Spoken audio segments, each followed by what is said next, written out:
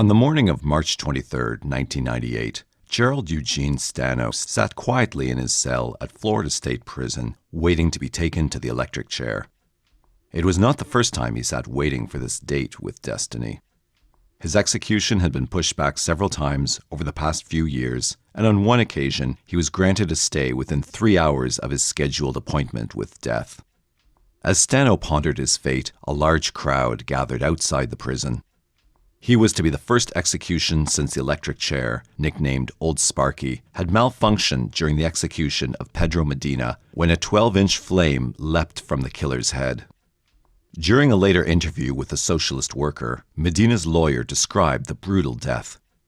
"It was burning alive, literally," he said. It was the second similar malfunction by the chair within 7 years. Medina's execution set off a series of appeals, extensive mechanical testing, and a slim 4-3 vote by the Florida Supreme Court upholding the electric chair as the state's method of execution. Stano's scheduled execution was a result of his murder conviction in the December 1973 death of Kathy Lee Scharf, a 17-year-old hitchhiker from Port Orange, Florida. She was found stabbed to death in a remote area of Broward County, Florida. Stano eventually confessed to killing some 41 women in New Jersey, Pennsylvania, and Florida. Of those beginning to arrive at the prison was Raymond Neal, the 41-year-old brother of one of Stano's victims. During a brief interview with freelance journalist Terry Ecker, Neal said he had waited many years to see Stano pay for his crimes. Stano killed Neal's sister Ramona in 1976. Her decomposed body was discovered nearly 4 months later. "I hope he says he's sorry," said Neal, "but I don't really care. It's time. I want to look at Stano, look at his face when they strap him in. I want the bad dreams to stop. As soon as he's put to death, the better we'll all rest." Stano ordered his last meal, a Delmonico steak, bacon bits, baked potato with sour cream, some French bread with butter, and a tossed salad topped with blue cheese dressing. For dessert, he requested a half-gallon of mint chocolate chip ice cream and 2 liters of Dr. Pepper. As he ate his final feast, it's hard to imagine what was going through his mind. Was he concerned that the governor would not call this time? Did the thought of his head going up in flames make him nervous? Or was he oblivious to it all and confident in the luck he had on previous near encounters with death? Unfortunately, we will never know what was on Gerald's mind. By trying to unravel the mystery of the man, perhaps we can get a better idea of how his mind worked.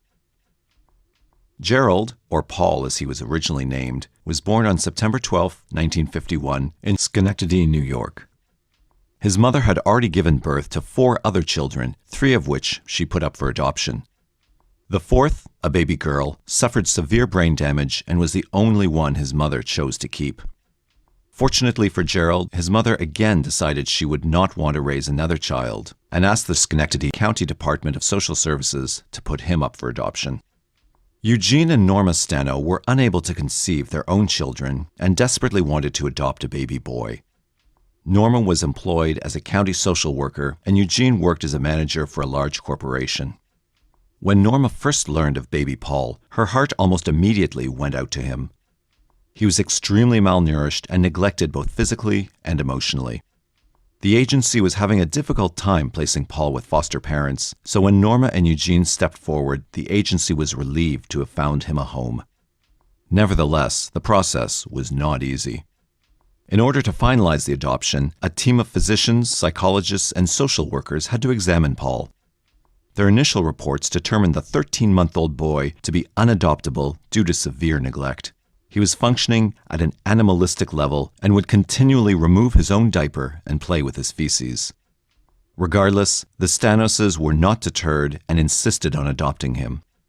6 months later, baby Paul officially became Gerald Eugene Stano.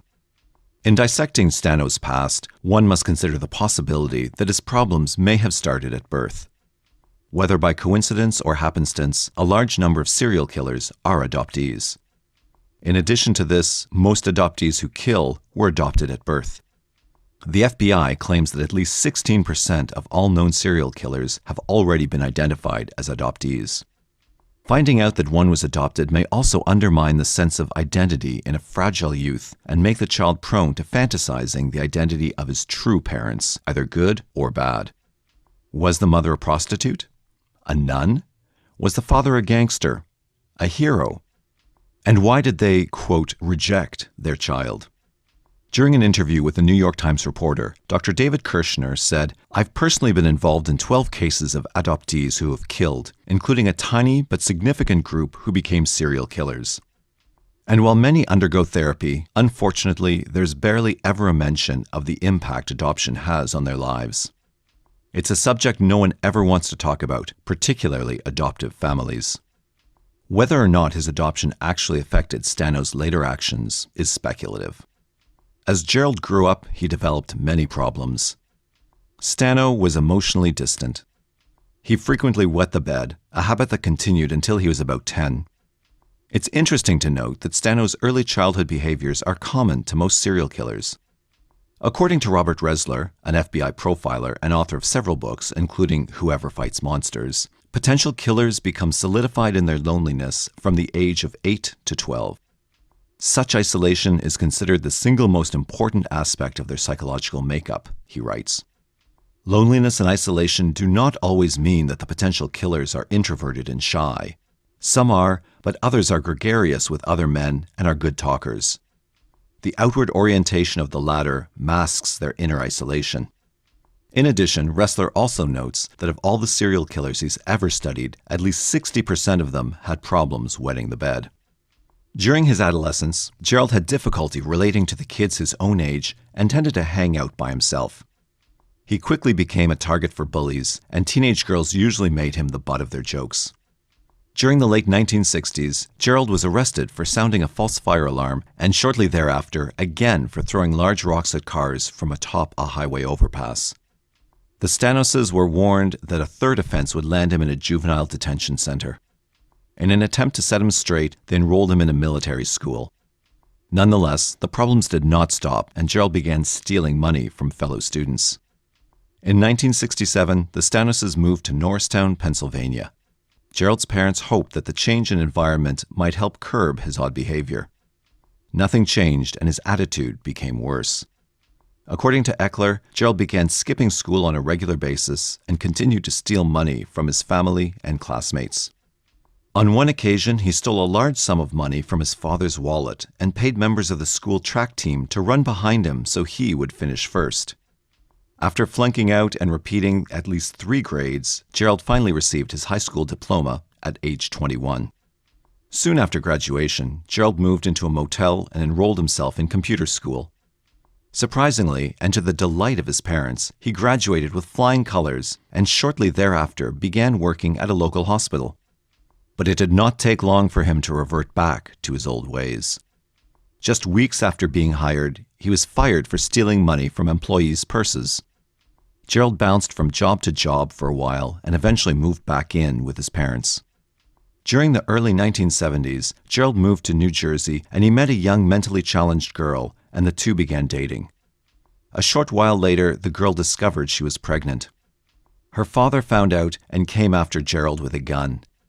He demanded that Gerald take care of it and pay for an abortion.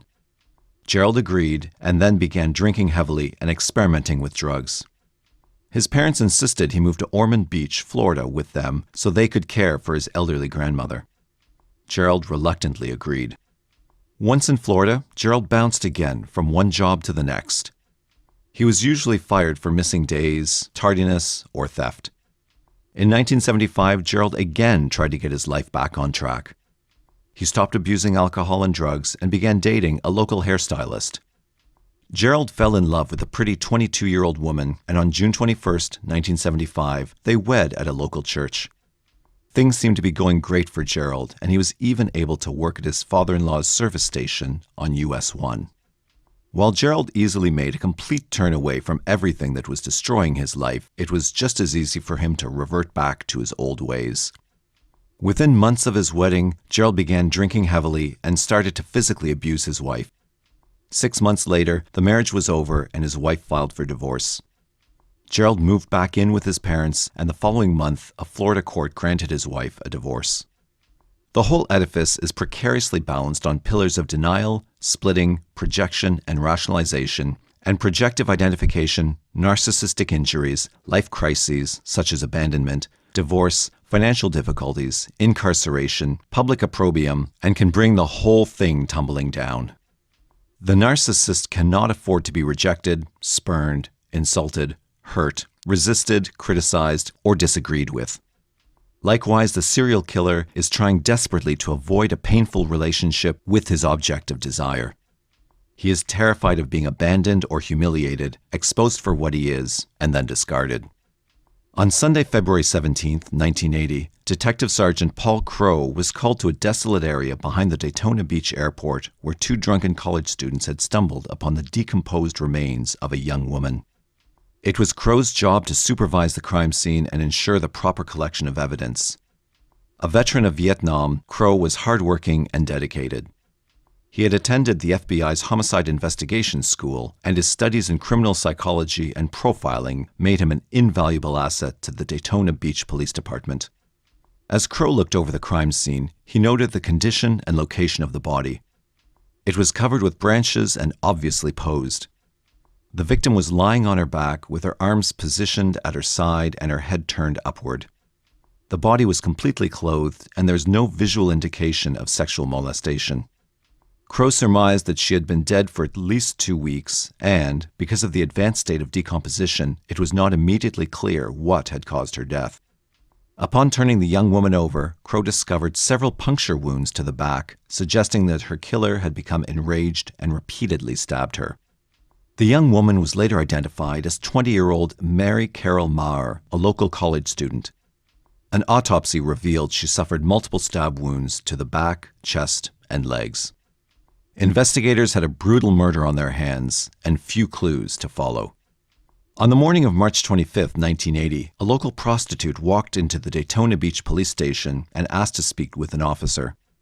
Detective Jim Gadbury escorted the young woman into his office and took her statement. She said that she had been walking along Atlantic Avenue when a man in a red Gremlin with tinted windows pulled up. The two quickly agreed on a price, and she directed him to her motel room. Once there, the man refused to pay up front, and the two began to argue. The man drew a knife and sliced her right thigh open. Afterward, he berated her for prostituting herself and fled the scene.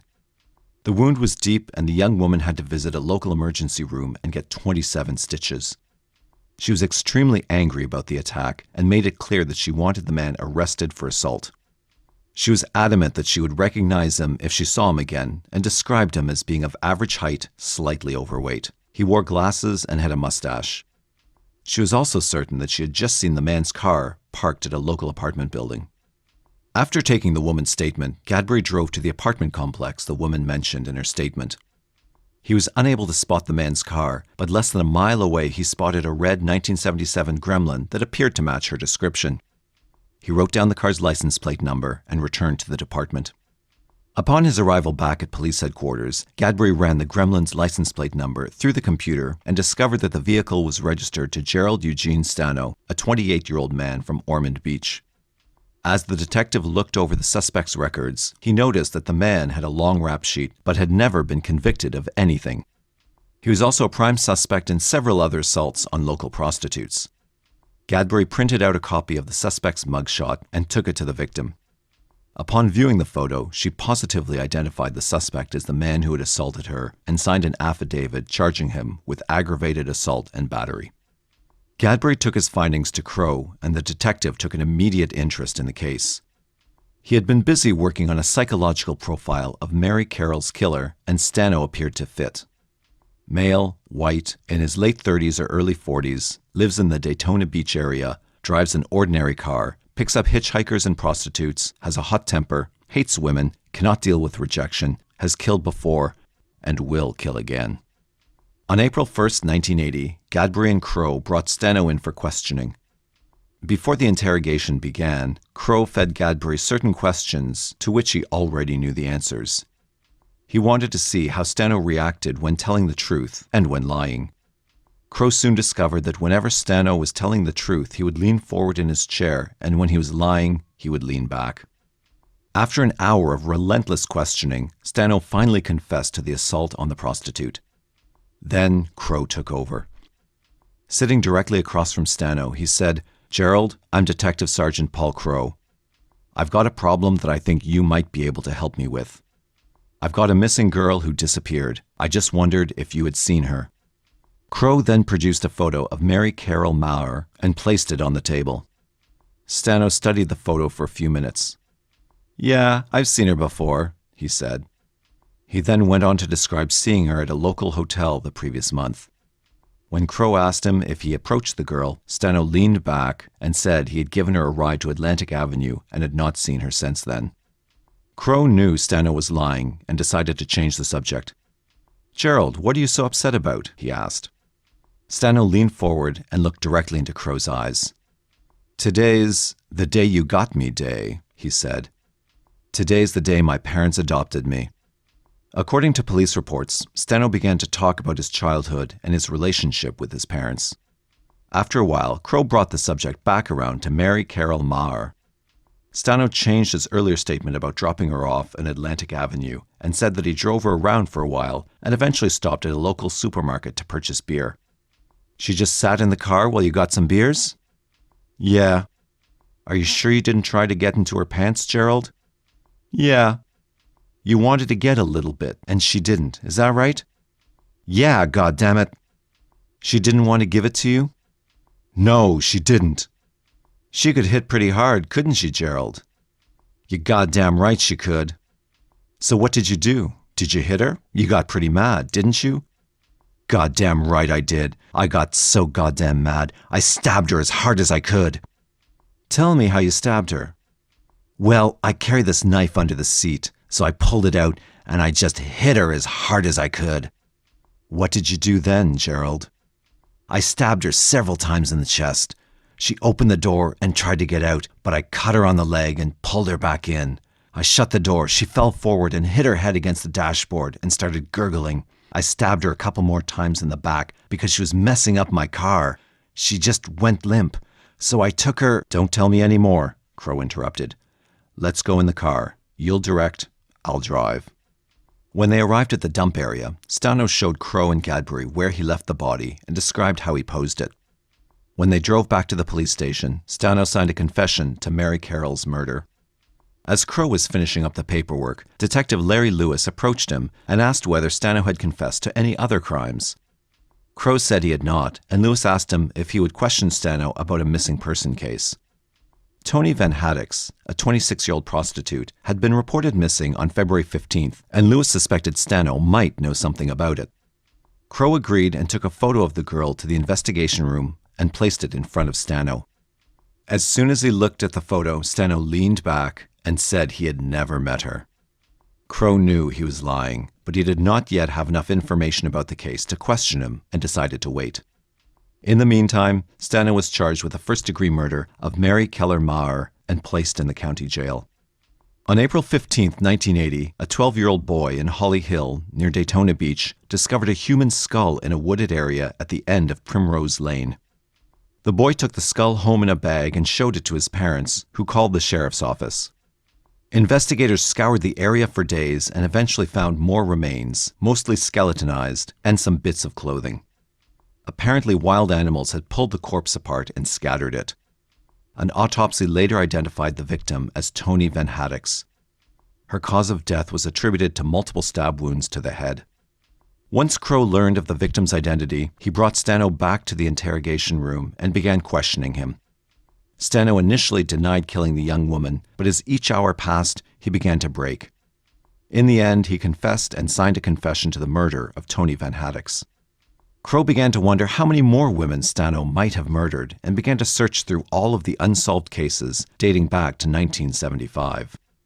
There was 16-year-old Linda Hamilton, an out-of-town visitor, found dead on July 22, 1975, near an old Indian burial ground.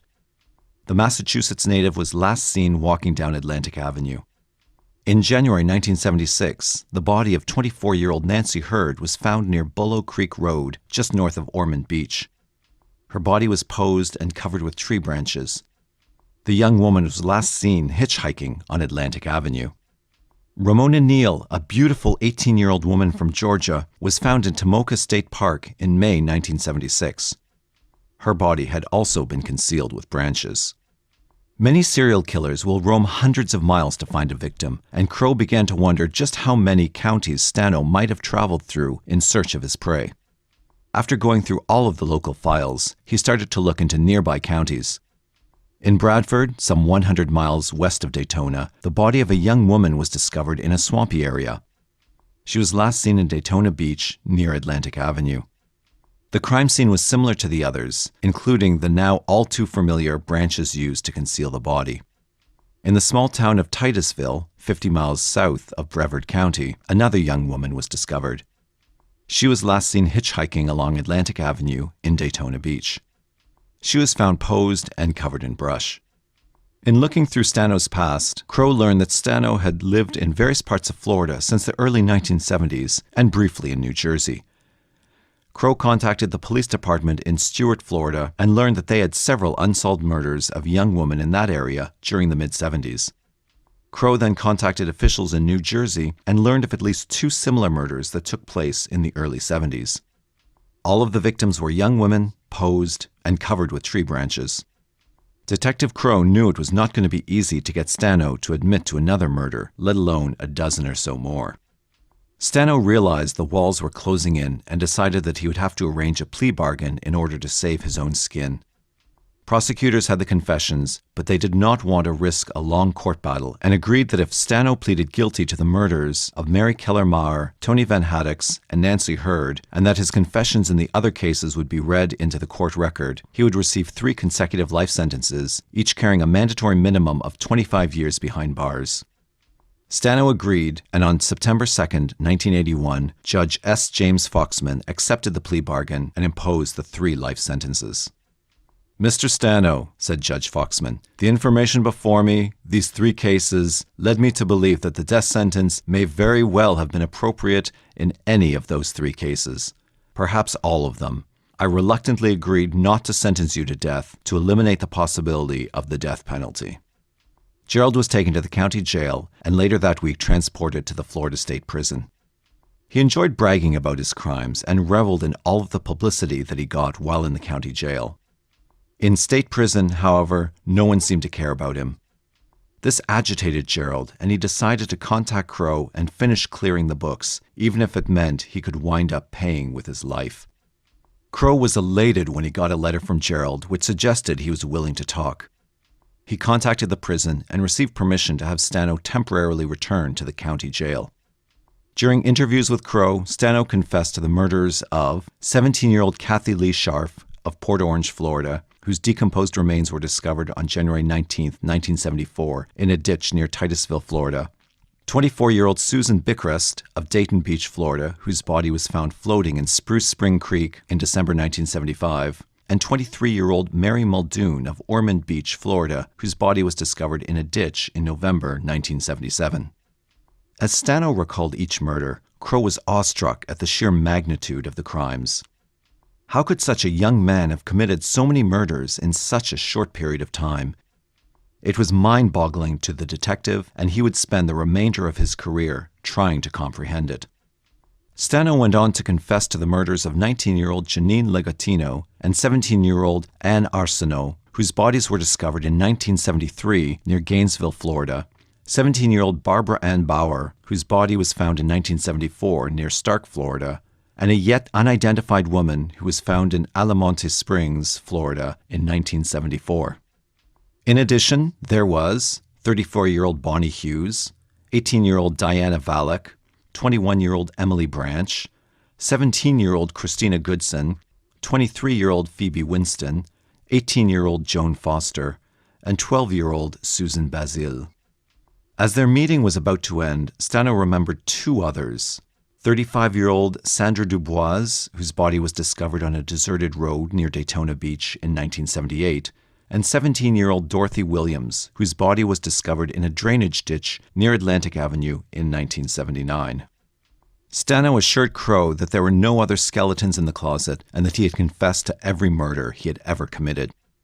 On June 8, 1983, Stano entered guilty pleas to the death of Susan Bickrest and Mary Muldoon. He waived his right to a hearing and Judge Foxman sentenced him to death.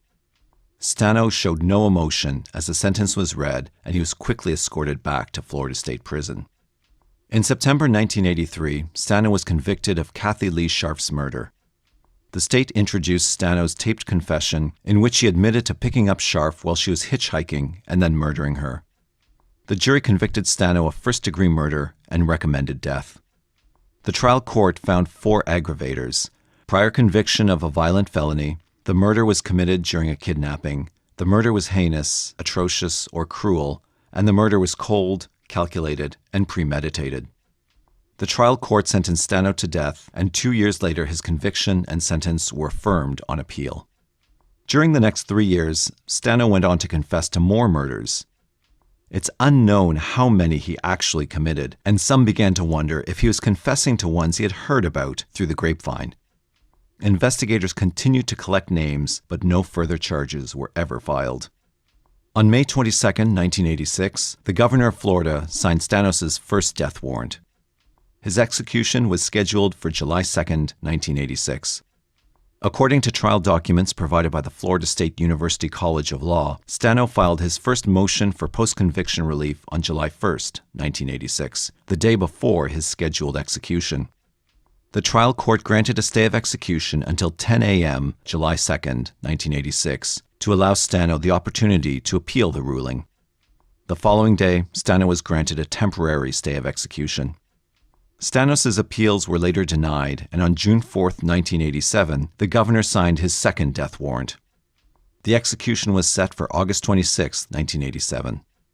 Stano filed a petition for a writ of habeas corpus in the United States District Court of Florida on August 22, 1987.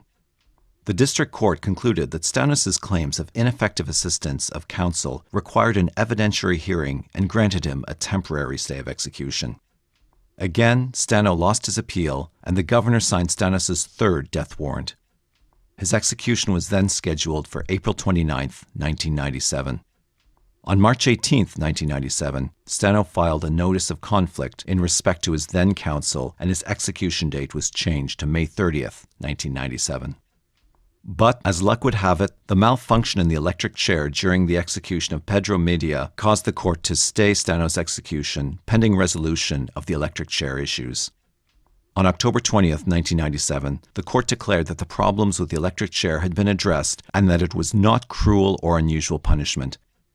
Stanos' stay was dissolved, and the governor reset his execution for March 23, 1998. After a few more motions failed, Stano ran out of chances. Gerald Stano said nothing to the guards as they escorted him down the path to the death chamber. As the guards strapped him in the chair, Raymond Neal waited anxiously behind the witness viewing window, approximately 3 feet away from the man who murdered his sister. "I said, 'Die, you monster, yes,'" Neal later told reporters from the Associated Press. The power slammed into him, and he jerked as much as he could, and that was it. I saw the life going out of his hands. I felt like a ton of bricks had been lifted off my back. Afterward, me and my brothers smoked cigars to celebrate. I can't express the feeling," he said. "I felt so much better. I'm so glad Florida has the guts to keep the electric chair. At least there was a split second of pain. With lethal injection, you just go to sleep." In the end, Gerald Stano had confessed to the murders of 41 women.